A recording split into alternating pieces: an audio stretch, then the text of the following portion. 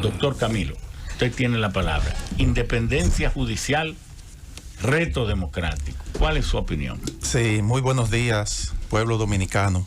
Muy buenos días, ingeniero Ramón Albuquerque y demás que nos acompañan en esta cabina. Para mí ha sido una sorpresa el día de hoy, porque ayer el doctor Surún y yo, que somos ambos miembros del Colegio de Abogados, del Consejo del Colegio de Abogados, estuvimos juntos ayer en la asamblea celebrada que conforme a la ley 319 correspondía el primer sábado de febrero, y no comentamos sobre ninguno de los dos que estaríamos hoy aquí. No. Y para mí ha sido una sorpresa y una alegría estar de nuevo junto con él. Además, la alegría y la satisfacción de la invitación del ingeniero Ramón Albuquerque por darnos la oportunidad de expresarnos en una emisora tan escuchada como es la Z101. Bueno, cuando hablamos de independencia judicial, tenemos que irnos un poco para atrás a la historia. Aquí, que siempre en el método de cogencia de la justicia, históricamente, los poderes políticos usaron a esta para sus intereses personales. Pero hay que admitir que hemos avanzado, porque en la crisis postelectoral de 1994, y que se introdujo la figura constitucional como es el Consejo Nacional de la Magistratura, donde la escogencia de los jueces de la Suprema Corte de Justicia dejó de ser directamente de un partido político, del poder político, ya más bien del Senado, como era antes. Del Senado, más bien pasó a ser por un órgano colegiado donde hay representación. También político, porque no se mejoró lo político. Pero un poco más equilibrada. Bueno, o tal vez menos, porque más equilibrado que el Senado se ha demostrado que no lo hay. Porque ahora, ¿quién le dice que no al presidente? Alguno desafiante, tal vez de un partido. Yo creo que ahora es más política que antes, pero ha ido mejorando. Bueno, pero... Y yo estaba ahí, perdón, porque eso se pactó entre Peña y Balaguer. Resulta que a consecuencia de 1994, la crisis electoral, Agripino Núñez había logrado que Balaguer y Peña se juntaran en la Biblioteca República Dominicana, pero ya a la 1:30 de la noche, uno cansado por enfermo y otro por viejo y achacoso, se dijeron, vamos a vernos mañana, es lo razonable, pero vamos a vernos directamente. Entonces Peña le dijo, ¿a qué hora? Balaguer le dijo, a las 11:30 en mi casa. Entonces Peña reunió al otro día a las 9 de la mañana a la comisión política. Nos reunimos en la comisión política. Entonces Peña dijo, yo voy a ir con 2 asesores, y seleccionó a Hugo Tolentino Dipp y a mí. Entonces fuimos nosotros solos que acompañamos a Peña donde Balaguer. Y allí fue que negociamos. Cuando estábamos terminando, le digo yo a Peña Gómez, doctor, ¿por qué no llamamos al doctor Esquea y al doctor Milton Ray? Porque cuando terminemos esto, yo sé que el presidente va a llamar, los va a enviar un desconfesor. Y dijo él, llámelo. Y yo salí y ya los llamé a ellos dos. Y ahí fue que se pactaron 4 cosas, nada más. Reducir el periodo de 4 años a 1 año y medio. Peña insistía en 1 año nada más, pero Hugo y nosotros intervinimos para que fuera. Balaguer decía 2, Peña 1. Balaguer decía, no es posible limpiar el padrón, seleccionar una buena junta en 1 año, no es por yo estar en el poder. Doctor, entiéndalo. Se pactó entonces 1 año y medio, aunque luego se aprobaron 2. Se aprobó también la no reelección sucesiva. No se podía nadie elegir sucesivamente. Se aprobó entonces el Consejo Nacional de la Magistratura, que es justo decir que fue Balaguer que trajo ese tema. A mí me gusta, si yo estoy en un hecho histórico, no puedo estar cambiando la cosa porque yo amo mucho a Peña.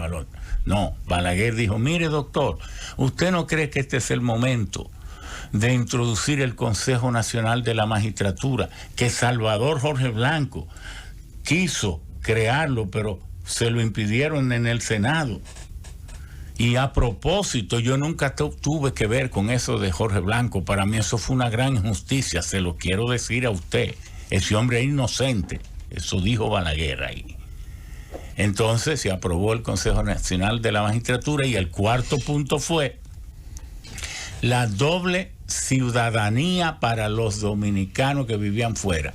Ahí nunca se habló de doble nacionalidad, sino doble ciudadanía, aunque tal vez lo más lógico es que sea doble nacionalidad. Pero digo las cosas como son porque yo soy el que tengo las notas escritas, de eso lo tengo yo.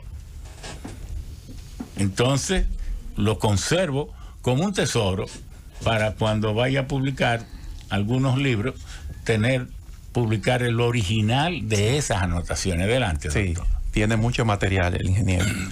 Sí, pues bien. No es hasta el 1997, en agosto, cuando este consejo, por primera vez, Consejo Nacional de la Magistratura, se reúne. En esa ocasión se nombró el presidente de la Suprema Corte de Justicia, el doctor Jorge Subero Isa, que hay que admitir que hubo un antes y un después, porque de venir a una justicia tan dependiente, el trabajo que realizó el magistrado Subero Isa lo podemos catalogar de positivo, aunque para mí personalmente, ya saliendo la sentencia de la Sunlan, demostró que la independencia era relativa. No, que él admitió que negoció esa sentencia. Eso lo mató todo. Yo se lo he dicho cada vez que él quiere resurgir. Digo, no, pero usted no se atreva tanto. Porque lo que usted hizo. Porque fui yo y Orlando Jorge Mera, yo como presidente y Orlando como secretario general, quienes llevamos el caso de la Sunlan a la justicia contra Félix Bautista y su cómplice Leonel Fernández. Es que nosotros venimos haciendo cosas de verdad, no es que mandamos a fulano para que lo hiciera. Entonces fue contra nosotros. ¿Sabes lo que hizo él? Que le quitó al pueblo la facultad, al ciudadano, de poder incoar un proceso para reducirlo a los jefes de los poderes o de las cámaras por una negociación política para hacer quedar bien a Leonel Fernández, que entregó unos poderes a Félix Bautista para que cogiera 135 millones de dólares de manera inconstitucional y lo desaparecieron, por no decir se lo robaron. Esa es la verdad. Entonces yo no puedo haber hecho muchas cosas buenas, pero matar 4 y decir que no soy criminal. Es así la vida. Pero también hay que destacar, y ahí también usted tuvo mucha preponderancia, porque aquí la justicia era una justicia, vamos a decir, privada, en el sentido de que conocimos, y a través de la historia lo hemos podido visualizar, y lo que tenemos ya cierta edad también lo vivimos en carne propia, que en los cuarteles militares y en los destacamentos policiales existía los presos del coronel fulano, los presos del teniente fulano. Eso, con la revolución ya del Código Procesal Penal, desapareció con la anulación de los tribunales militares, y donde pasó a ser jurisdicción de la justicia ordinaria los casos que se le conocían a miembros de las Fuerzas Armadas y de la Policía Nacional. podemos decir que hoy, en esta época, esa modalidad ha cambiado, porque hay dos flagelos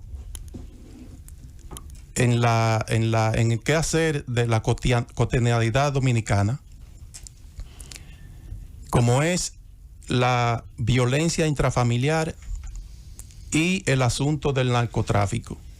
Estos dos elementos han secuestrado la justicia por el miedo, porque cuando a una persona se somete acusado de narcotráfico, los jueces fallan con miedo, porque se produce una especie de lo que pasó con Pilato y Herodes cuando Jesucristo fue sometido ante Pilato. Herodes lo envió, o sea, Pilato lo envió a Herodes. Herodes no, era el Sanedrín. El Sanedrín. El Sanedrín, que era constituido por los ancianos jueces, donde Caifás era el jefe. Entonces era Caifás y Poncio Pilato. ¿Por qué se dice que el Sanedrín y básicamente Caifás la tenía con Cristo? Porque los romanos le habían hecho saber a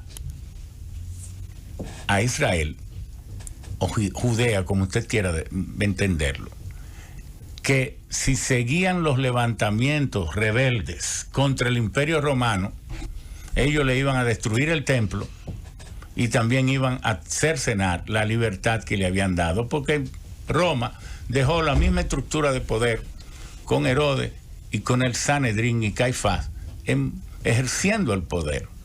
Le dijo, pero ustedes son responsables de aquietar su pueblo, la rebeldía de su pueblo. Entonces veían en Jesús, que decía que iba a, que era el rey, que su reino estaba, en el cielo, aquí, allá, lo veían como una amenaza. Entonces, por eso el Sanedrín quería acallar a Cristo, porque era una cuestión de interés político. Pero bueno, sí. Esas son... Bueno, el hecho es que Herodes se declara incompetente y Pilato dice que era mejor una mala decisión que la presión del pueblo, y ordenó entonces la ejecución de Cristo. No, tampoco, perdón, excúsame. No, él dijo, como en el tercer domingo de qué sé yo qué, se le da al pueblo la libertad de escoger entre dos reos y darle la libertad al otro. Entonces estaba Barrabás y Cristo, llevémoslo ante las multitudes en una votación, en una democracia directa. El pueblo eligió que le soltaran a Barrabás. Exacto, así fue. Sí.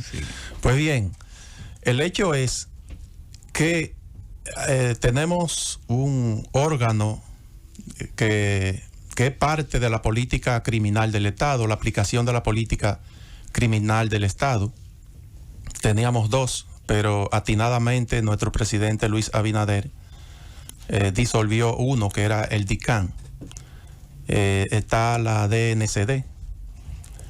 Estos órganos, cuando someten a alguien acusado de que se le haya ocupado sustancia controlada, el Ministerio Público se hace eco de esa acusación sin ninguna investigación exhaustiva, solamente con la redacción de las actas de registro y acta de arresto.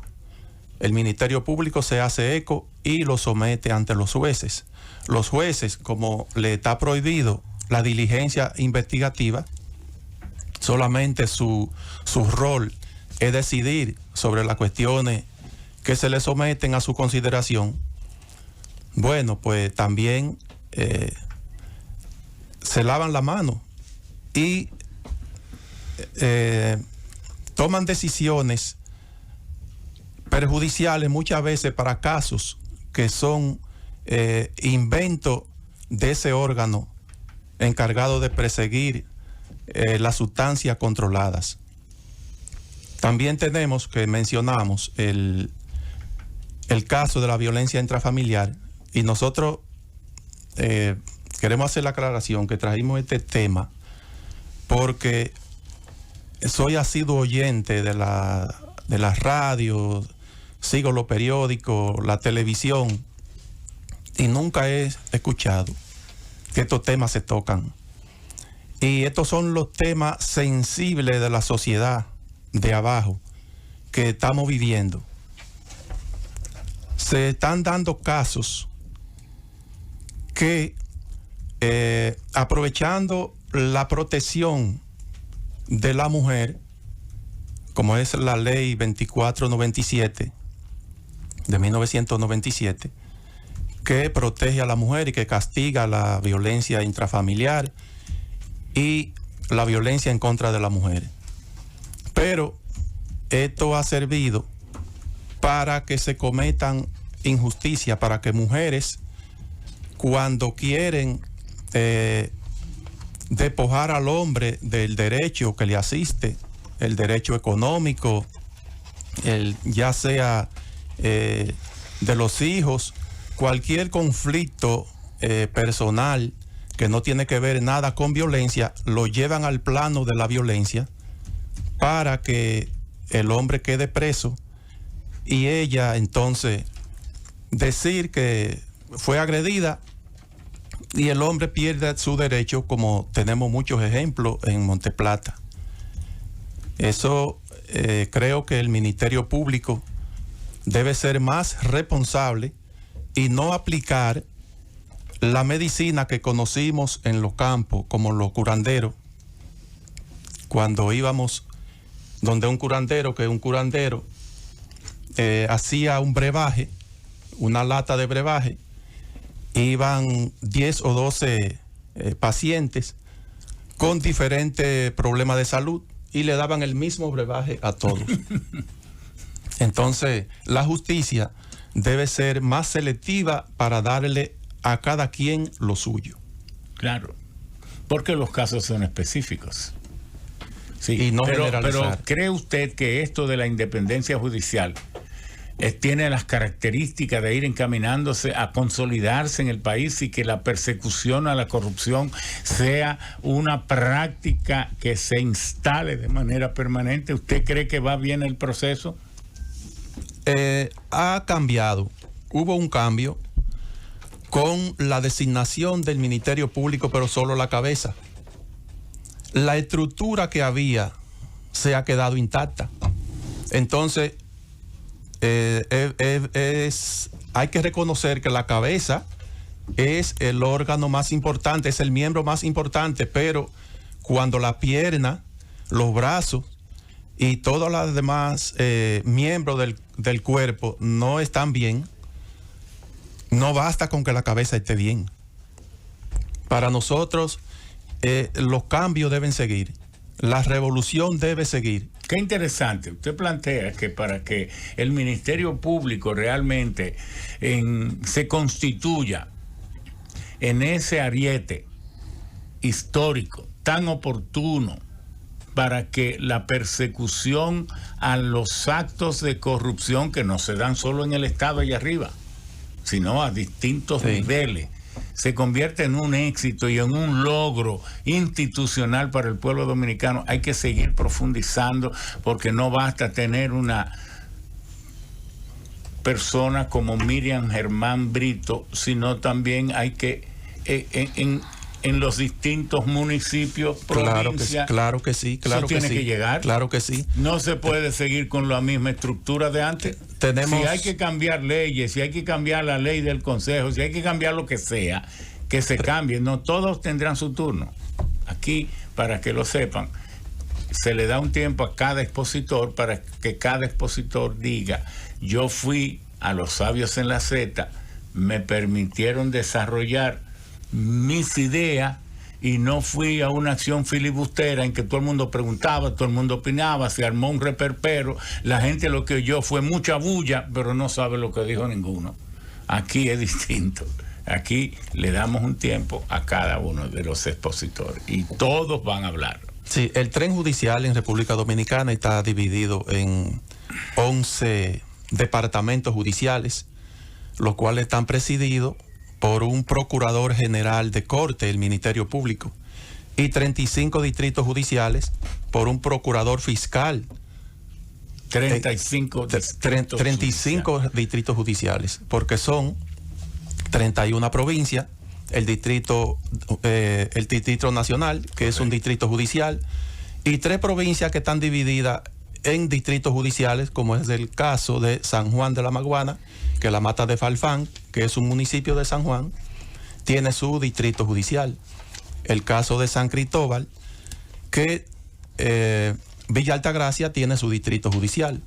Y el caso de La Vega, que Constanza tiene un distrito judicial. Por lo tanto, son 35 procuradores fiscal de distrito judicial.